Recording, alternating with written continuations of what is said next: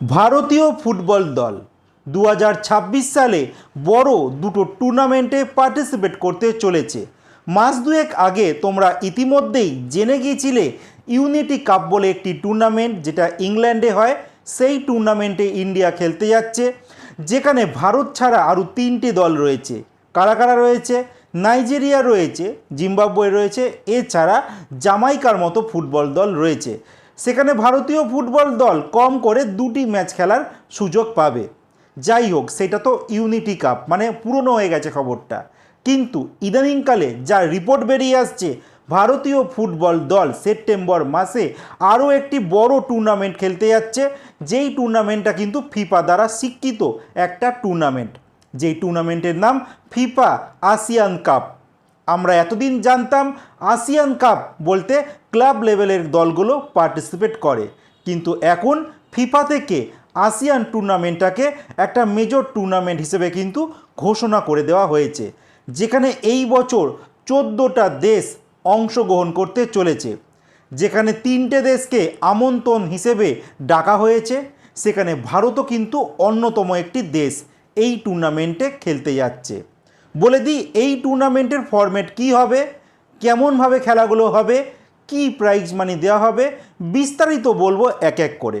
তার আগে তোমাদের বলবো, ভারতীয় ফুটবল দল লাস্ট কয়েকটা বছর আমরা ফিফা ওয়ার্ল্ড কাপে চেষ্টা করেও আমরা যোগ্যতা নির্ণয় ম্যাচে ফেল করেছি। এছাড়া এএফসি এশিয়ান কাপে মূল পর্বে যাবার জন্য সেখানেও যোগ্যতা নির্ণয় ম্যাচে আমরা ফেল করেছি, যেখানে আমরা বাংলাদেশের মতো দলের কাছেও হার হজম আমাদের করতে হয়েছে। যাই হোক, এগুলো একটু তিতো কথা ছিল। এইবার আমি আসল কথায় আসছি, যে সেপ্টেম্বর মাসে আমরা আসিয়ান কাপে পার্টিসিপেট করতে চলেছি। ভারত ছাড়া এই টুর্নামেন্টে কারা খেলতে চলেছে? দেখো, এই টুর্নামেন্টে দুটো ডিভিশন কিন্তু ভাগ করে দেওয়া হয়েছে, যেখানে র্যাঙ্ক ওয়াইজ দুটো ডিভিশন ভাগ করে দেওয়া হয়েছে, যেখানে ভারত ছাড়া আরও দুটো দলকে আমন্ত্রণ হিসেবে কিন্তু ডাকা হয়েছে। কোন সেই দল দুটো? একটা হচ্ছে ভারত, আছে চায়না, আর আছে হংকং। বলে দিই, ফিফা কিন্তু প্ল্যানভাবেই কিন্তু ভারত আর চায়নাকে একই টুর্নামেন্টে একই ডিভিশনে রেখেছে। সবার প্রথম তোমাদের বলবো ডিভিশন ওয়ানে কারা রয়েছে। থাইল্যান্ড রয়েছে, চায়না আছে, Vietnam, Indonesia, Philippines, India, Malaysia আর সিঙ্গাপুর।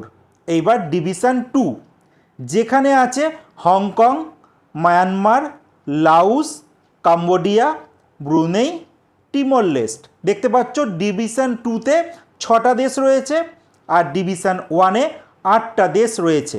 এইবার ডিভিশন ওয়ানের এই 8টা দেশকে দুটো গ্রুপে ভাগ করে দেওয়া হবে। এক একটা গ্রুপে 4টে করে দল পড়বে।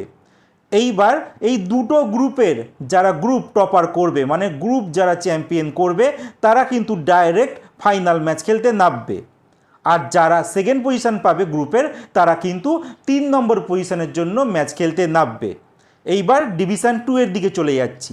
এখানে 6টা দল রয়েছে, 6টা দলকে দুটো গ্রুপে ভাগ করে দেওয়া হবে, যেখানে 3টে করে দল কিন্তু দুটো গ্রুপে থাকবে। এখানেও সেম, যারা গ্রুপের টপ করবে তারা ফাইনাল খেলবে, দুটো গ্রুপের 2জন টপার, আর দুটো গ্রুপের যারা রানার আপ হবে, মানে সেকেন্ড পজিশান থাকবে, তারা কিন্তু থার্ড প্লেস ম্যাচ খেলবে। বলে দিই, ফার্স্ট ডিভিশন আর সেকেন্ড ডিভিশন টিমের মধ্যে কিন্তু কোনো ম্যাচ হবে না, দুটোই কিন্তু আলাদা সিস্টেম হবে।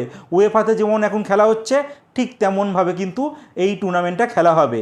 মানে ডিভিশন ওয়ানের টিমগুলো তাদের একটা টুর্নামেন্ট খেলবে, আর ডিভিশন টু এর টিমগুলো তারা কিন্তু তাদের একটা ডিভিশনের টুর্নামেন্ট খেলবে। দুটো কাপ পাওয়া যাবে, একটা ডিভিশন ওয়ান থেকে, একটা ডিভিশন টু থেকে। এইবার তোমাদের বলে দিই, এই যে টুর্নামেন্টটা হচ্ছে, এটা কিন্তু ফিফা স্বীকৃত দিয়েছে এই আসিয়ান কাপকে। আর এখানকার টুর্নামেন্ট কিন্তু যথেষ্ট একটা হাই প্রোফাইল কিন্তু একটা টুর্নামেন্ট। এখানে এই টুর্নামেন্টে প্রাইজ মানি কত দেওয়া হবে? দেখো, যারা ডিভিশন ওয়ান চ্যাম্পিয়ন হবে তাদের $1 মিলিয়ন প্রাইজ মানি দেওয়া হবে। যারা ডিভিশন টুতে চ্যাম্পিয়ন হবে তাদের $3 লাখ প্রাইজ মানি হিসেবে দেওয়া হবে। এছাড়া রানার আপ আর প্রত্যেকটা ম্যাচের ম্যান অফ দ্য ম্যাচ কিন্তু প্রাইজ থাকছে। আর বলে দিই, এই টুর্নামেন্টটা কিন্তু হতে চলেছে ডেট 21 সেপ্টেম্বর থেকে 6 অক্টোবর 2026। মানে ভারতীয় ফুটবল দলের কাছে একটা সুবর্ণ সুযোগ, কারণ আমরা কিন্তু ইউনিটি কাপ যেটা খেলছি সেটা কিন্তু ফিফা উইন্ডোতে টুর্নামেন্ট নয়।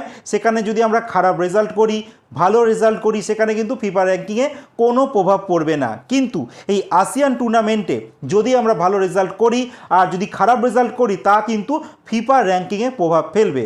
আর ভারত যে টিমগুলোর সঙ্গে খেলছে সেগুলো কিন্তু ভারতীয় দলের সঙ্গে একটু 19-20 রয়েছে। শুধু চায়না ফুটবল দল যথেষ্ট বেটার ফুটবল দল। এছাড়া থাইল্যান্ড রয়েছে, ভিয়েতনাম রয়েছে, এই সমস্ত দেশকে কিন্তু ভারতীয় ফুটবল দল হারিয়েছে, ভারতও হেরেছে, ড্র করেছে। এক্ষেত্রে ভারতীয় ফুটবল দলের কাছে সুবর্ণ সুযোগ রয়েছে ভালো কিছু করে দেখানোর। তোমাদের কি মনে হয় ফিফা আসিয়ান কাপ এই টুর্নামেন্টে ভারতীয় ফুটবল দল কেমন পারফরমেন্স করবে? কমেন্টে জানাতে একদম ভুলো না। আর সবার সঙ্গে ভিডিওটা শেয়ার করতে সেটাও কিন্তু একদম ভুলো না।